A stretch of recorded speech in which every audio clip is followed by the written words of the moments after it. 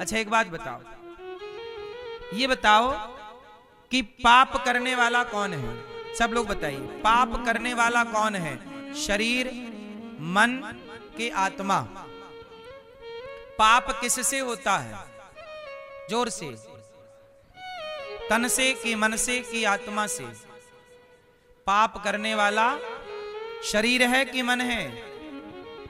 मन है। अच्छा ये बताओ, शरीर जो पाप करता है, जैसे किसी का गला दबा दिया आपने, पाप हो गया। किसी को रोटी दे दी, पुण्य हो गया। पाप पुण्य तो शरीर से हो रहा है कि नहीं? बोलो हाँ या ना। गला दबा दो, पाप। लोग कहते ना पाप लगेगा, चींटी मत मारना। लोग कहते ना रोटी खिला दो किसी को, पुण्य मिलेगा। तो पाप पुण्य करने वाला शरीर है। बोलो हाँ जोर से। अब एक बात बताओ कि शरीर तो यहीं सबका जल जाता है। अब यहां पर प्राचीन बरही ने नारद जी से सवाल किया कि पाप पुण्य करने वाला शरीर तो यहीं जल जाता है, तो पाप पुण्य भोगता कौन है? स्वर्ग कौन जाएगा, नरक कौन जाएगा? कौन भोगता है पाप पुण्य? दादाजी बताएंगे। शरीर तो यहीं जल जाएगा। बोलो हाँ। तो भोगेगा कौन? जोर से, कौन भोगेगा? आप बताओ। आत्मा भोगती नहीं है। गीता में लिखा है ना, आत्मा को सुख दुख नहीं होता। आत्मा सुख दुख से परे है। तो अब बताओ, शरीर तो जल गया, आत्मा सुख दुख से परे है, तो हमने जो पाप किए होंगे वो भोगेगा कौन? जोर से। मैया, पीछे वाली मैया सो गई क्या मेरी मां? कौन भोगेगा?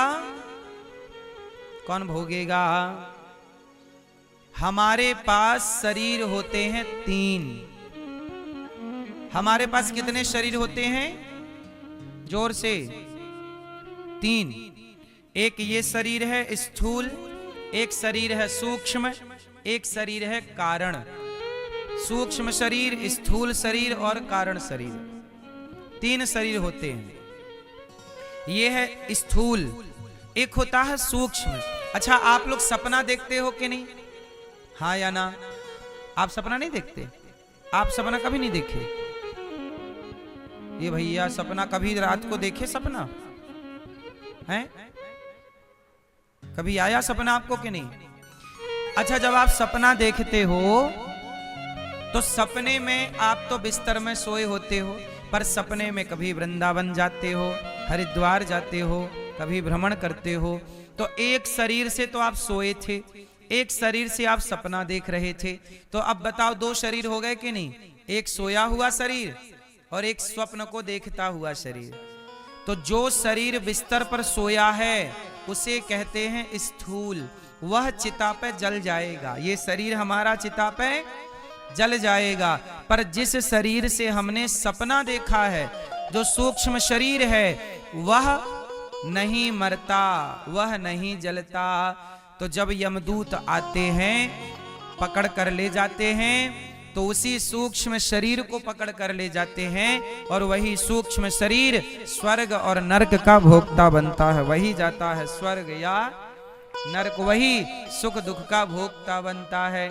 इसलिए कहता है पाप करने से बचो वरना भोगना पड़ेगा। कौन भोगेगा? जोर से। सूक्ष्म शरीर। कौन सा शरीर? जो आपके भीतर स्वप्न का दृष्टा है, जिसने सपना देखा था, वो शरीर नहीं मरता। माया मरी न मन मरा, माया मरी न मन मरा, मर मर गया शरीर, आशा तृष्णा ना मरी, कह गए दास कबीर। तो ये शरीर मृत्यु इसकी होती है, सूक्ष्म की नहीं। इसलिए कहते हैं ना कि आपके अंदर पूर्व संस्कार भी होते हैं। जो पिछले जन्म में आपने पाप पुण्य किया था, वो सूक्ष्म शरीर में सब संचित होता है, इकट्ठा होता है। और वही आपको कई बार आप ऐसा सपना देखते हो कि आपका कोई लेना देना नहीं, ऐसा सपना आ गया, तो पूर्व जन्म का पाप पुण्य आपके संग संग चलता है। जैसे भीष्म पितामह ने 21 जन्म पहले लगभग और भी कुछ लोग कहते हैं बहुत जन्म पहले पाप किया था, वो पाप का फल इस जन्म में मिला कि बाणों की सैया पर लेटना पड़ा। ऐसे हमें किस जन्म का पाप किस जन्म में मिल जाए ये कोई नहीं जानता। इसलिए हमारे अनिरुद्धाचार्य के इस जीवन में भी पिछले करोड़ों जन्मों के पाप हमारे सूक्ष्म शरीर में इकट्ठे हैं। अच्छा उदाहरण से देखना, देखो एक होता है मोबाइल, इसे मैं और सरल तरीके से समझाता हूं।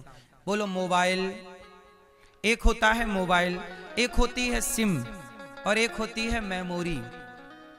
हाँ या ना? जोर से। मोबाइल, सिम और मेमोरी।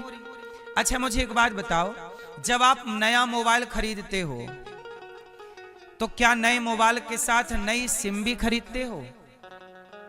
उत्तर नहीं। आपका मोबाइल बदलता रहता है पर नंबर नहीं बदलता। बोलो हाँ, जोर से। उसी तरह शरीर बदलता रहता है पर आत्मा नहीं बदलती। आत्मा वही है, आत्मा सिम की तरह है। अब इसे और गहराई से समझो। अच्छा मोबाइल भी बदल गया, चलो सिम नंबर भी आपका बदल गया मान लो, लेकिन जो आपके मोबाइल पे फोटो क्लिक की थी, जो मोबाइल पे वीडियो बनाई थी, वो स्टोर कहां हुआ? स्टोर हुआ कि नहीं? गैलरी में जाके आप देखते हैं मोबाइल का पूरा डेटा दूसरे मोबाइल पर ट्रांसफर कर लेते हैं। बोलो हाँ, उसे आप मेमोरी कार्ड कह सकते हैं थोड़ी देर के लिए, है ना?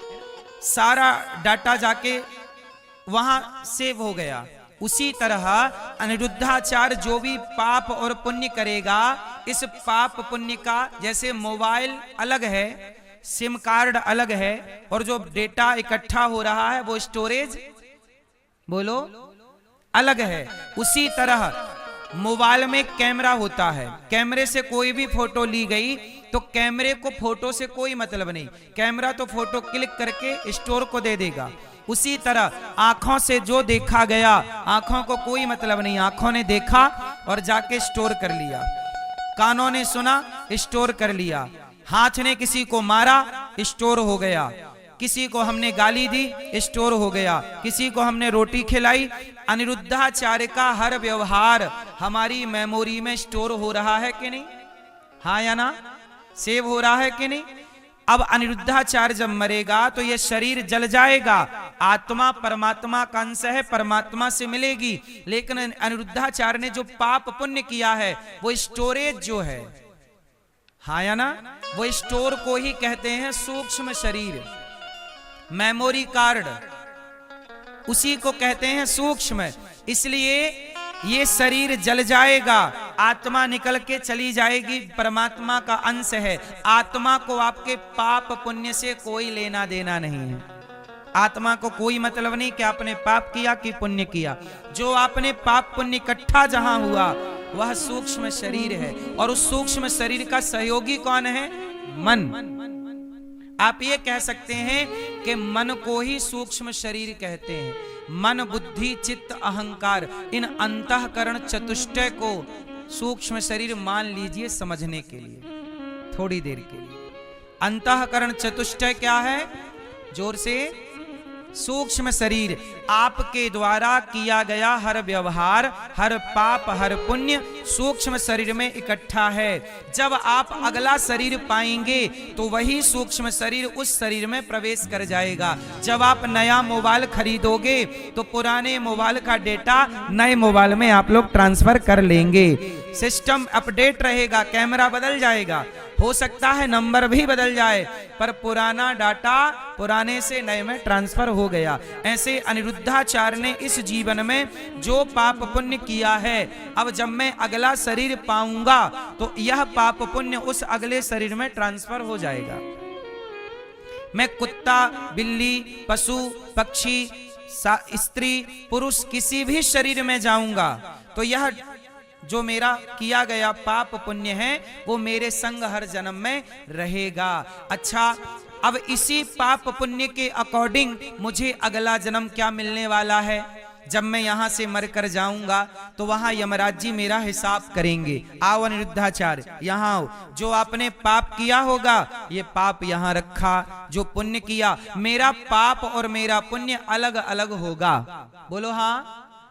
जब किराने की दुकान में व्यापारी शाम को इकट्ठा जब बंद करता है दुकान कोई व्यापारी, तो व्यापारी जब दुकान बंद करता है तो घर जाता है तो सारे नोट अलग अलग करता है कि नहीं? 100 का नोट अलग करेगा, 10 का अलग करेगा, 50 का अलग करेगा, 500 का अलग करेगा, हाँ या ना? और सबकी अलग अलग गड्डी बनाएगा, सबको गिनेगा, हिसाब करेगा कि नहीं?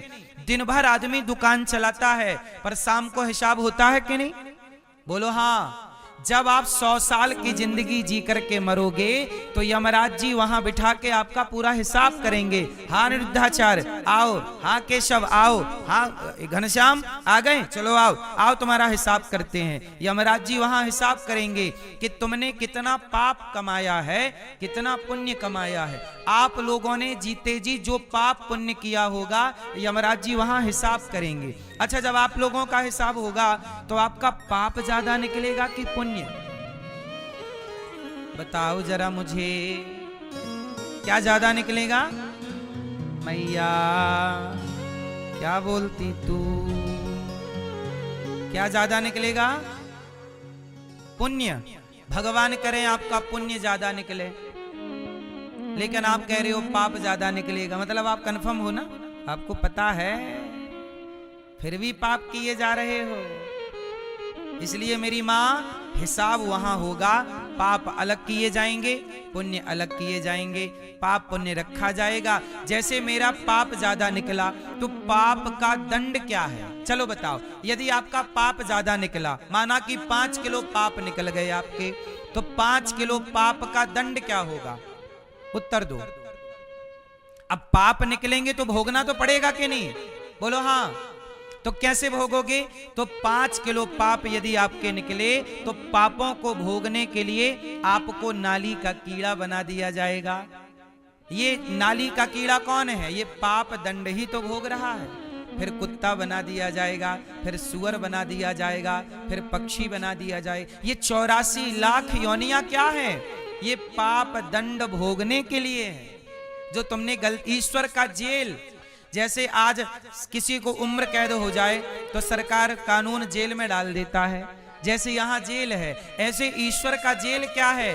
कुत्ता, बिल्ली, चमगादड़, 84 लाख योनियां, यहाँ रहो और अपना भोगो। अब कुत्ता क्या कर सकता है?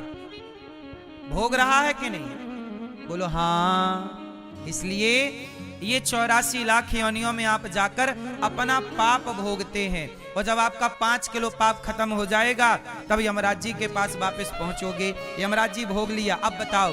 तब यमराज जी कहेंगे जो तुमने थोड़ा सा मनुष्य बनकर पुण्य किया था, किसी भूखे को रोटी खिलाई, किसी साधु संत की सेवा की, उस पुण्य के बल पर आपको फिर मानव का शरीर दिया जाएगा कि जाओ अब मनुष्य का शरीर पाकर अब गलतियां ना करना, अब पुण्य ही पुण्य करना। तो ये मानव